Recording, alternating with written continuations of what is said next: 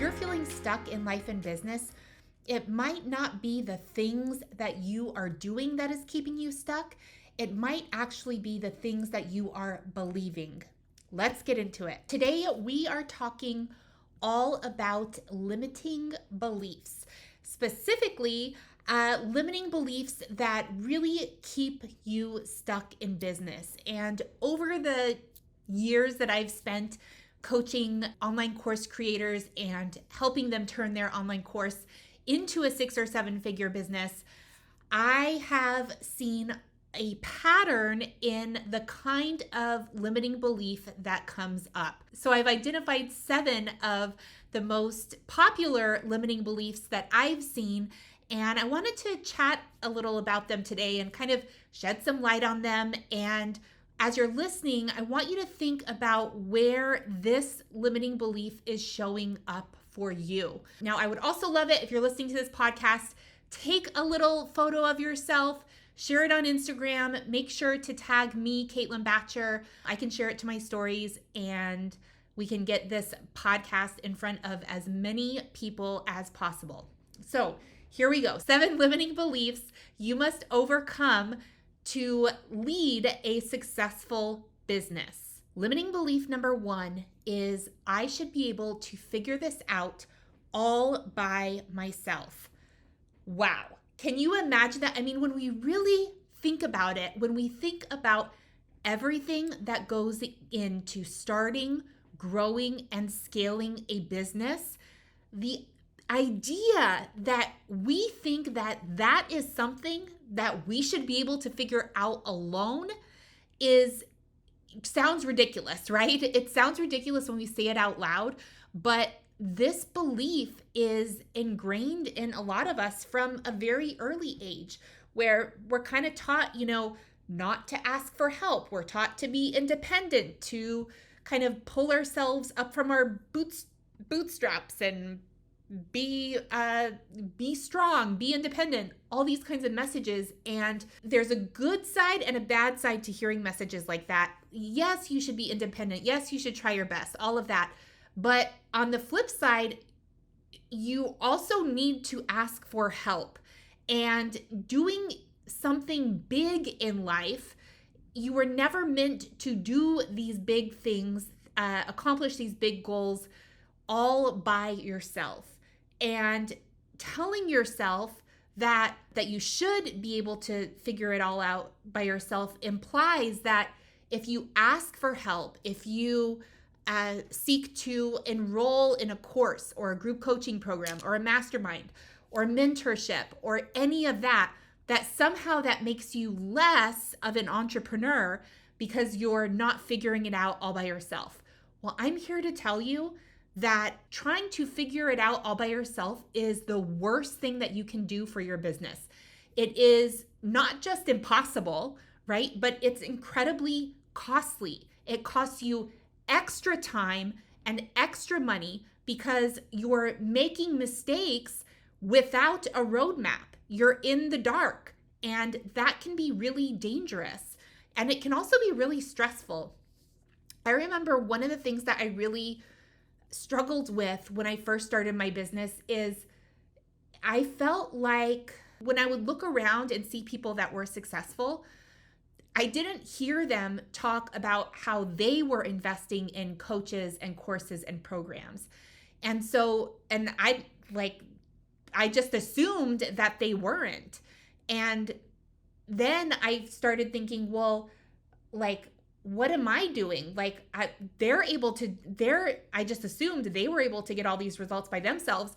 Why can't I get results by myself? Why am I going so slowly? Why am I not even going slowly? Why am I just plain stuck, right? And the reality is that as my business has grown and as I've even come to be friends with some of those people that I really looked up to at the very beginning, I've come to discover that they invest a heavy amount of time, money, energy into expanding their skills and really learning new things and getting advice from people who have been where they're going so that they can get there faster. And I remember when I first started to invest in myself, I kind of felt a little bit, kind of honestly, a little bit guilty about it. And that takes me to my second limiting belief. And that is, I don't deserve to invest in my business. So I remember distinctly when I made my first investment in business, when I hired my first coach. And I was embarrassed. Like, I'm just going to be honest. I was really embarrassed. And I remember it was like, I felt this almost shame about it because I was investing a lot. Like, I was investing in one-on-one coaches, I was buying courses, I was doing a lot. And when I stopped to think about the overall amount that I was investing, it was a lot more than, the income that I was actually taking home, that I was profiting. And, in the long term, that actually served me really well, because while I made an initial sacrifice of profit at the beginning, then I was able to learn things much quicker, have a proven path to follow, and get from, A to Z much, much faster and much more profitably than if I was just figuring out everything on my own. So long term, it was actually a good decision, in my opinion. But at the time, I felt so much guilt and shame around it. And I think the reason why a lot of entrepreneurs really struggle with this idea of investing in their business and feeling like in order to invest in their business, they need to be deserving of that. And, you are not your business. So your business requires financial investment no matter what, whether or not you feel like you are a deserving person or deserving of making that choice to invest in your business. The business doesn't care. The business just needs money to grow, right? So the way that I think about it is, like if we have a plant, right? Like, so I have like flowers in my office and other plants outside, and I don't stop and think every day, do these flowers really deserve the water that I'm about to give them? Do these plants deserve sunlight or soil to grow? I don't know if they really deserve it. So I'm just going to not do that, right? Of course we don't do that.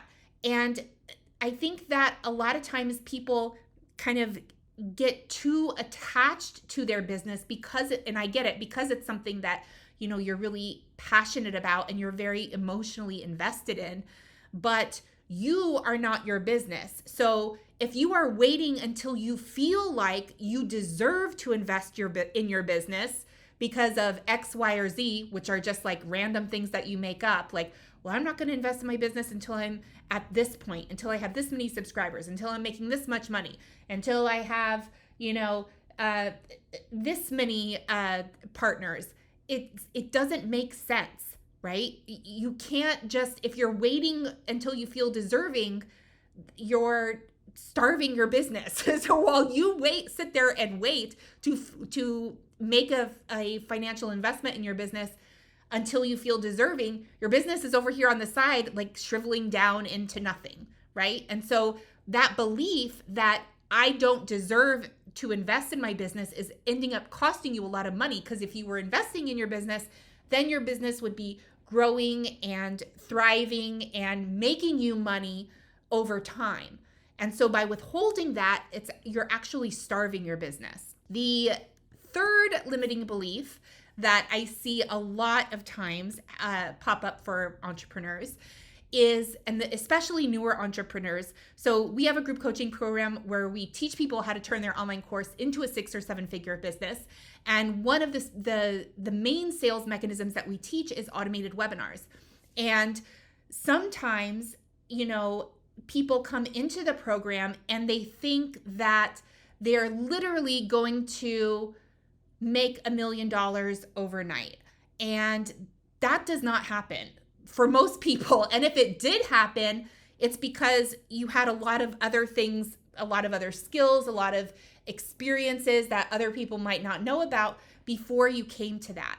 Now, when I remember when I first opened up enrollment for my very, very first program that I ever sold, I probably at the time made like around $3,000, but I was thrilled at making $3,000.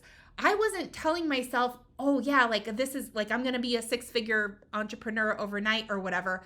I was like, holy moly, this is crazy. I just created a product that I can sell again and again and again. And I just released it and it actually has already made me $3,000.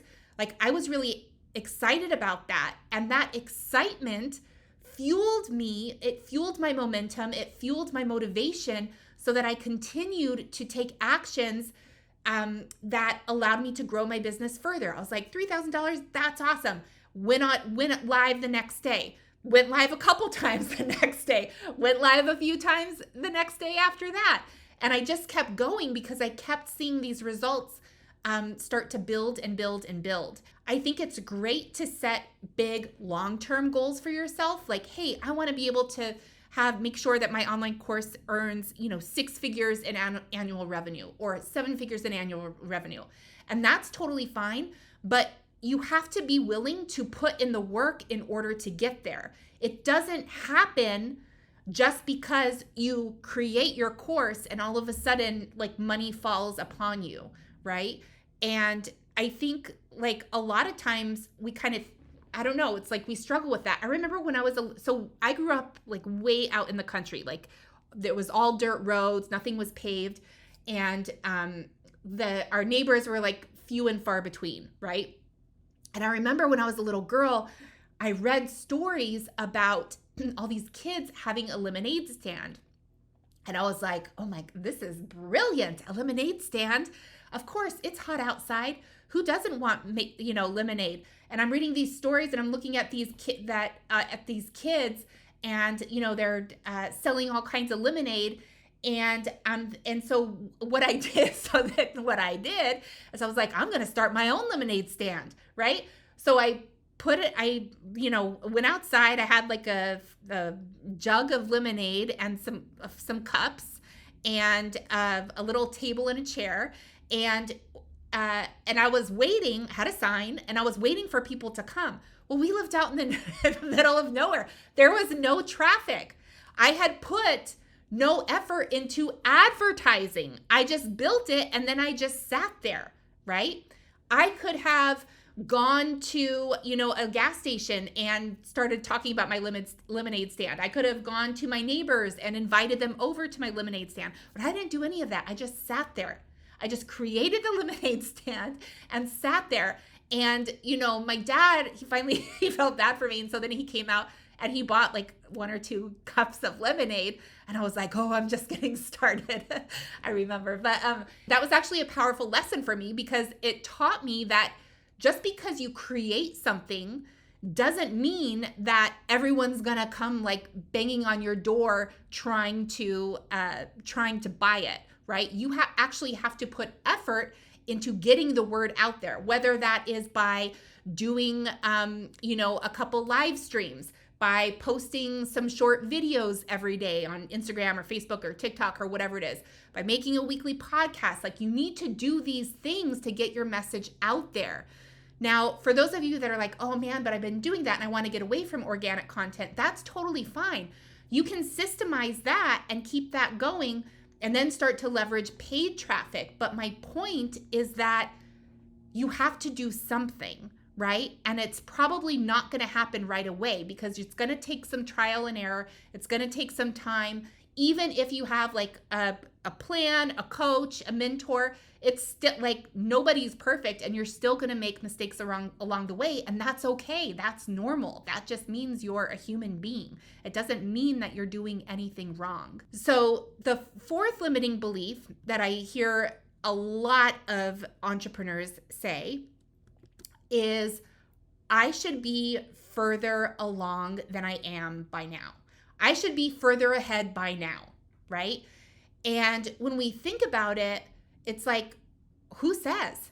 Who is telling you that you should be farther along? And who gets to decide where you should be and where you are now? Is it you? Because if it is, that's not that that's not the best thing, because you literally don't know everything that it takes to get from where you are now to where you want to be. So if you're just making up these like completely imaginary benchmarks for yourself to hit and really beating yourself up for not meeting those benchmarks when maybe they weren't even the right benchmarks for you to hit at that time, right? Like it creates a lot of extra stress on yourself. And I always think about, like, again, when I was first starting my business, and every step along the way, that first year, so, and believe me, like, everything is not sunshine roses. So I remember the second year I was thinking this a lot, but my first year of business, I never felt like there was anywhere that I should be. So no matter what I was making in that first year of business, I was just completely amazed that anyone was actually investing in my expertise and the value that I could bring. And I thought that was completely awesome. Now, the second year, that's when like my brain started to kind of play tricks on me. That's when I started, kind of looking around, and I became more aware of what others were doing and what others were achieving. And like, I think that year I made 200K. And I remember I was just so hard on myself, right? It was my second year in business. 200K is great it's great for any year. And it's definitely great for your second year in business. But I was so hard on myself, and I was like, this should have been, 500K. Why should it have been? Because I just made it up. Like, nobody told me. There is no actual thing. It was just something that I had in my head, right? And so instead of celebrating that success, I was beating myself up for it. And then everything started to feel really heavy. And instead of that feeling my first year, when every little win that I had, I would celebrate and feel excited, and that would fuel my motivation and momentum to move forward. Instead of that, I was just beating myself up all the time and telling myself that what I was doing wasn't good enough, that I wasn't achieving enough. And as I was doing that, the actions that I was taking became less and less effective over time, because I was just being so hard on myself. So telling yourself that you should be further ahead by now is a big mistake, and it's really holding you back. And the reality is that once you start celebrating where you are right now, that's going to start fueling your progress. And I know that sounds a little bit counterintuitive, because you're like, well, how do I be okay with where I am? How do I accept and celebrate where I am now while still holding space for that vision of where I want to be? And that, my friend, is one of the challenges of being an entrepreneur, right? Like, not everyone was really built for being an entrepreneur, and that's totally fine. But it's like those kind of games that our mind plays with us are real, right? The fourth limiting belief that I hear a lot of people really struggle with, and this one sounds funny when I say it. I'm actually going to say it twice, because before I say it, when I say it the first time, you're going to be like, what? So I'm going to say it twice. So the limiting belief is, I am uncomfortable leaving my comfort zone, which means I'm doing something wrong. I'm going to say it again. I am uncomfortable leaving my comfort zone, which means I'm doing something wrong. Now, let's think for a minute. A comfort zone, by definition, is where you feel comfortable, right? It's where you feel comfortable. So if you are leaving that comfort zone, you are going to leave the comfort and step into feeling uncomfortable, feeling discomfort. And that is the whole point of leaving your comfort zone. But sometimes our brain plays tricks on us, and as we're leaving our comfort zone, the second we start to feel even the slightest bit of discomfort, our brain is like, oh, danger, danger. Now, are we in actual danger? No, we are not in real danger, but our brain is telling us that because our brain wants to keep us like safe and cozy in our little comfort zone. Now, the good news is that you can acclimate to that next level, right? Your comfort zone can always be expanding. So that initial discomfort will pass if you stay there and you are able to process your feelings, not be hard on yourself, not beat yourself up, and really be present to what you're going through and what you're experiencing. If you're able to do that, then your stress levels are going to start to come down, and then you're going to get more comfortable in this new, bigger space that you can occupy, in this new, bigger comfort zone, right? Then, of course, if you want to get to the next level, you're going to have to do it again, right? But that's the difference between kind of having a growth mindset where you know that you can always be expanding, and a fixed mindset, whereas, nope, I'm going to stay right here. And we definitely, well, I don't want to do that. Whether you want to do that or not is up to you, but I definitely do not want to live a life where I am not really tapping into what is possible for me. And so so anytime you are doing something new, one thing that you can do is expect for the resistance to come, is expect for the discomfort to come, so that when you actually experience it, it feels a little bit less scary, right? Because you're telling yourself, oh, there's that resistance I knew I was gonna feel, or there's that discomfort I was gonna feel. Like, okay, here it comes. Like, I'm good with this. Like, I can process it. And the cool thing is that over time, you're going to begin to expect those feelings more and more, so they do become a little bit less scary. But when you're first starting to really step out of your comfort zone as a business owner, then it really does feel weird, right? It's like, whoa, like it's like a whole new world, and you feel exposed, and you're like, what's going on here, right? But it does get better over time. The fifth limiting belief that you need to overcome in order to lead a successful business is, I base my self-worth on my achievements. I base my self-worth on my achievements. This is incredibly dangerous. It's dangerous for your mental health, and it's dangerous for the survival of your business. You are not your business. Your worth is not attached to your business. Your worth is not attached to what you achieve and what you don't achieve. Whether you know it or not, there are things at any given moment that you are achieving and that you are not achieving. And so when you tell yourself, oh, today was a great day because I achieved this or that, you're saying that just because that's what you're choosing to focus on. You're choosing to focus on that achievement, right? And you're not focusing on all the things you didn't achieve. But then on another day, you might choose to focus on all the things that you didn't achieve and ignore all of the things that you are achieving. So it makes no sense to base your self-worth on what you are or aren't achieving, because both are always present, right? There's always unachieving things that you're not achieving and things that you are achieving. So your self-worth comes from you. And this is something that I think a lot of people, like if you're listening now, and if you're like me, if you're someone who really enjoys setting goals for themselves, and if you're someone who has always been achievement oriented, you always like looking for that next big thing to tackle or overcome, I get it. I'm wired that way too.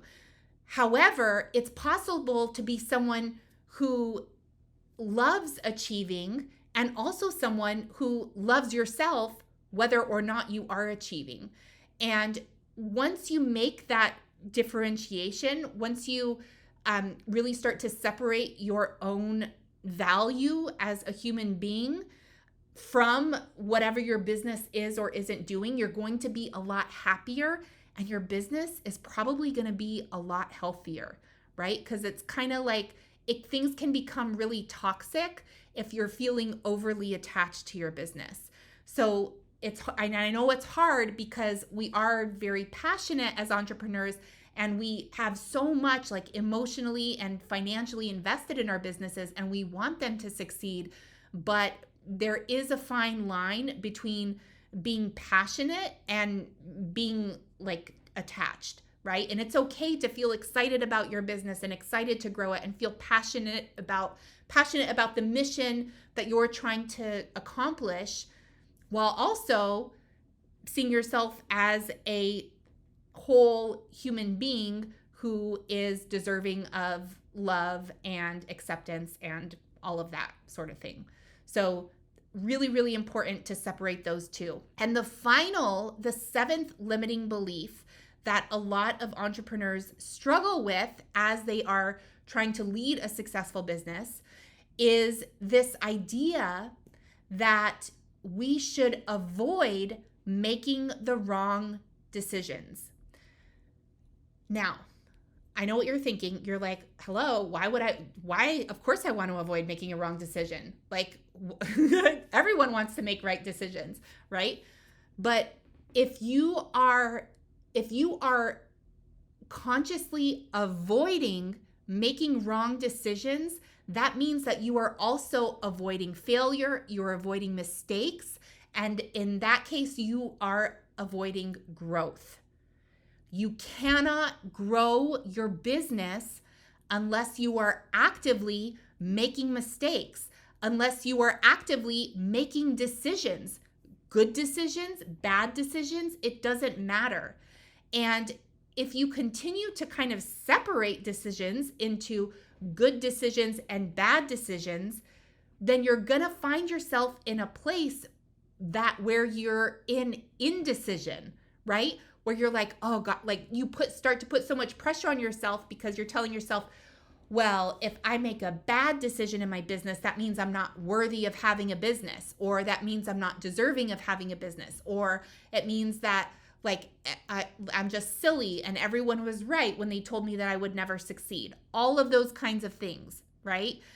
And if you remove that value judgment of making good decisions and wrong decisions, and instead just focus on making right for you decisions, it kind of lessens the pressure, right? It makes everything feel like it's like you have a pressure cooker and you're like lifting up the top of the pot, and so things can start to breathe, right? And there is no such thing, in my opinion, as a wrong decision if you are always learning from your mistakes.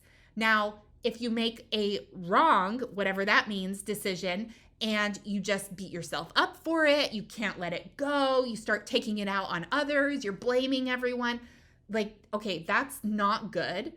And some entrepreneurs definitely go down that path. And if you are going down that path, the good news is that you can right yourself if you instead start focusing your attention on the lessons that you have learned. And if you have this kind of growth mindset where you're constantly thinking of what you are learning from every situation that you're in, whether you see it as a good situation or a bad situation or whatever, then you're going to over time build confidence in your ability to make decisions, good or bad, right? You're going to start to build confidence in yourself and trust yourself that, hey, I'm capable of making a decision right now. And whether it's the good decision or a bad decision, I know I'm going to be able to make the most of it. I know that I'm going to come out on the other side, right? And if you're feeling like you're in this place right now where you're just in indecision about something in your business, I really invite you to think about whether this is actually like a category 5 level decision. Like, you know how hurricanes have like category level 1, that's like not really destructive. And then category level 5 is like, wow, it's, really, it's like life or death, right? Sometimes you are bringing that category 5 level energy to a category 1 level decision, right? Most decisions that we're putting this kind of pressure on ourselves to make are actually not life or death. Hiring the wrong person. What happens if you hire the wrong person? Is that a category 5? Is that life or death? No. So what happens if you know you need to make a hire in your company, and instead of just making a decision about who to hire and stop putting so much pressure on yourself about whether it's the best person or the worst person or whatever, you just need to make the decision to figure it out. And you're never going to figure it out if you're in this place of indecision. And when you're in indecision, your business is stuck. Nothing is growing. And being in indecision is actually one of the riskiest places that you can be as a business owner. You're better off making the wrong decision, learning from it, and moving forward than holding yourself back, staying in indecision and being stuck and not being able to get where you want to go. So let me know in the comments, send me a DM on Instagram, which of these limiting beliefs resonated the most with you. Is it number 1, I should be able to figure this all out by myself? Number 2, if I don't get the results I want now, I never will. Number 3, I should be further ahead by now. Number 4, I don't deserve to invest in my business. Number 5, if I am uncomfortable leaving my comfort zone, something is wrong. Number 6, I base my self-worth on my achievements. And number 7, I should avoid making the wrong decision. Thank you so much for listening, and I'll see you next time on Scale with Success, the podcast.